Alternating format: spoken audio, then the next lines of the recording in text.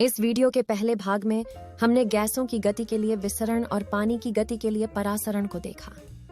वे ऐसी चीजें थीं जो उच्च सांद्रता से कम सांद्रता तक आसानी से जा सकती थीं। यह समझ आता है। तो सक्रिय परिवहन किसके लिए है? कुआं।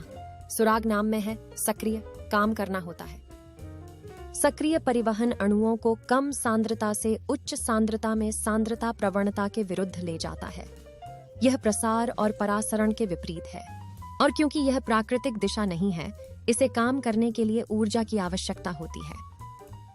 कोशिका झिल्ली के भीतर प्रोटीन वाहकों द्वारा सक्रिय परिवहन किया जाता है और उनके पास सटीक अणुओं के लिए एक विशिष्ट बाध्यकारी साइट होती है जो वे परिवहन कर रहे हैं। पदार्थ प्रोटीन वाहक को कम सांद्रता पक्ष से बांधता है और श्वसन से ऊर्जा का उपयोग करके प्रोटीन वाहक पदार्थ को कोशिका झिल्ली के दूसरी तरफ छोड़ता है, जहां यह पहले से ही उच्च सांद्रता में है। प्रसार के बीच अंतर देखें।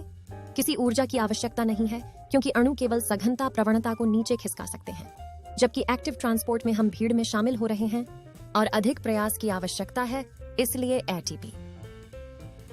सक्रिय परिवहन कोशिकाओं को जड़ रोम कोशिकाओं जैसे बहुत पतला समाधानों से पदार्थों को अवशोषित करने की अनुमति देता है। मिट्टी और गुर्दे से खनिज आयनों को लेना, ताकि हम अपने शरीर की जरूरतों जैसे ग्लूकोज और सोडियम आयनों पर टिके रह सकें। जो कोशिकाएं बहुत अधिक सक्रिय परिवहन करती हैं, उनमें अक्सर बहुत सारे माइटोकॉन्ड्रिया होते हैं जो उन्हें आवश्यक ऊर्जा प्रदान करते हैं। तो इन दो भागों से आपको पता होना चाहिए कि कोशिकाएं किस प्रकार पदार्थों को ग्रहण करती हैं और विसरण, परासरण और सक्रिय परिवहन द्वारा अपशिष्ट से छुटकारा पाती हैं। बस याद रखें कि प्रसार के लिए पदार्थ उच्च सांद्रता से कम सांद्रता की ओर सांद्रता प्रवणता को नीचे ले जाता है। बस एक स्लाइड के बारे में सोचो।